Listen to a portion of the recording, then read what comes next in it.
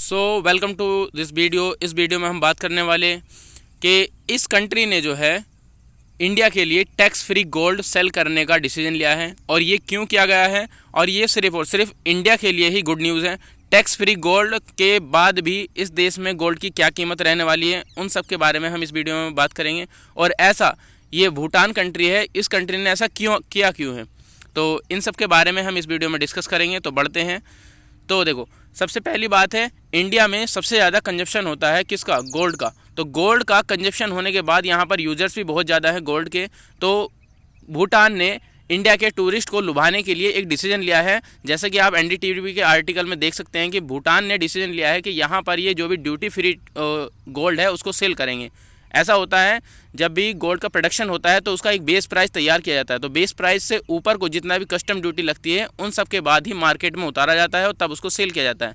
लेकिन भूटान ने इंडिया के लिए ये डिसीजन लिया है कि जो भी इंडिया के टूरिस्ट भूटान को विजिट करने आएंगे तो वे अगर गोल्ड सेल करना चाहते हैं तो गोल्ड सेल करें और उन पर उनसे कोई भी टैक्स या ड्यूटी, कस्टम ड्यूटी टैक्स नहीं लिया जाएगा। उन सब के बाद वहाँ पर अगर हम उसकी बात करें कि जो एक तोला बोलते हैं जिसको 10 ग्राम, तो 10 ग्राम की कीमत क्या रहने वाली है इस समय प्रेजेंट टाइम पर? अगर हम न्यू दिल्ली का देखें तो न्यू दिल्ली में लगभग 57 के मतलब कि 57,000 के आसपास पर 10 kg गोल्ड सेल हो रहा है इंडिया में। वहीं पर अगर हम भूटान में बात कर लें तो ऑफिशियल वेबसाइट पर जाकर के आप विजिट कर सकते हैं। तो भूटान में आपको 40,000 के आसपास मिल जाता है। यहाँ पर आप देख सकते हैं लगभग 17,000 का डिफरेंस है। तो ये एक बहुत बड़ा डिफरेंस है। अगर कोई भी गोल्ड सेल करना चाहता है तो आराम से भूटान से जाकर के लेके आ सकता है। लेकिन यहाँ पर एक चीज़ ज़रूर नोटिस करने वाली बात है। अब ऐसा नहीं है कि अगर हम यहाँ से जाएं तो 40,000 के हिसाब से हम भूटान से गोल्ड ले आएंगे और यहाँ पर ला करके सेल कर देंगे। तो ऐसा बिल्कुल भी नहीं है, क्योंकि जब हम कहीं से भी किसी भी फॉरेन कंट्री से गोल्ड लाते हैं या कोई भी एक्सपेंसिव चीज़ लेके आते हैं तो वहाँ पर कस्टम ड्यूटी इंडिया में एंटर करते ही लग जाती है। तो कस्टम ड्यूटी लगने के बाद ही जो भी टैरिफ या फिर टैक्स लगते हैं तो वो फिर डिफरेंस इतना नहीं रहता है। तो इस डिफरेंस को कम करने के लिए भूटान गवर्नमेंट ने डिसीजन लिया है कि जो भी टूरिस्ट प्लेस देखने के लिए आएंगे भूटान में तो उनको हम टैक्स फ्री गोल्ड प्रोवाइड करेंगे। अगर आपने कभी पढ़ा होगा भूटान के बारे में तो भूटान में बुद्धिज़्म बहुत ज़्यादा फॉलो किया जाता है और बुद्धिस्ट के लगभग 87% के लोग हैं वहाँ पर भूटान में। अब ऐसा क्यों है कि वहाँ पर उन्होंने टूरिस्ट सेक्टर को बढ़ावा देने के लिए इस तरीके का कोई लालच दिया है इंडियन गवर्नमेंट को।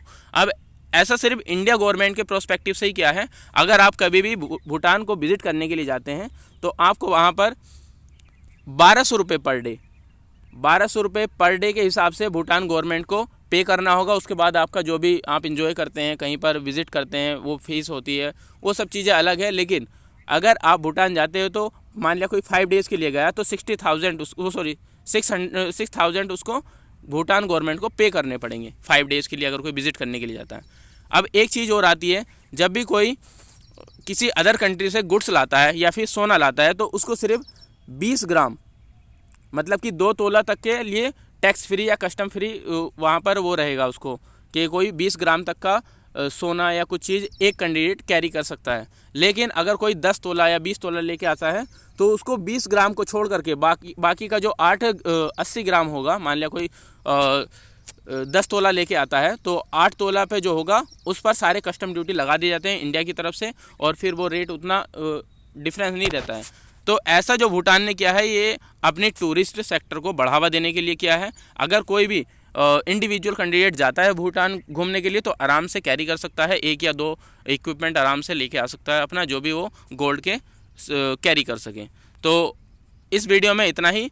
आने वाली वीडियो में मैं आपको बताऊंगा कि भूटान में किस तरीके से टूरिस्ट सेक्टर इफ़ेक्ट करता है भूटान की गवर्नमेंट को, और भूटान गवर्नमेंट जो है इतनी डिपेंडेंट क्यों है। अब आपको पता होगा कि भूटान अगर कोई इंडियन सिटीजन घूमने के लिए जाता है तो उसको वीज़ा फ्री दिया जाता है। मतलब कि वहाँ पर कोई वीज़ा अप्लाई नहीं करना पड़ता है, आप डायरेक्टली जा सकते हैं और अपना विजिट करके आ सकते हैं। बस वहाँ पर एक आइडेंटिटी कार्ड लगता है, जैसा भूटान हो गया, नेपाल हो गया और हमारा नेबरहुड कंट्री होते हैं, तो इनमें वीज़ा अप्लाई करने की ज़रूरत नहीं पड़ती है। 2-3 कंट्री ऐसे हैं जहाँ पर वीज़ा फ्री है, जैसे मालदीव्स है, ये वीज़ा फ्री कंट्री है, तो आप इनमें कभी भी घूमने के लिए जा सकते हैं। तो आज की वीडियो में इतना ही, मिलते हैं नेक्स्ट वीडियो में, तब तक के लिए thank you and have a good day.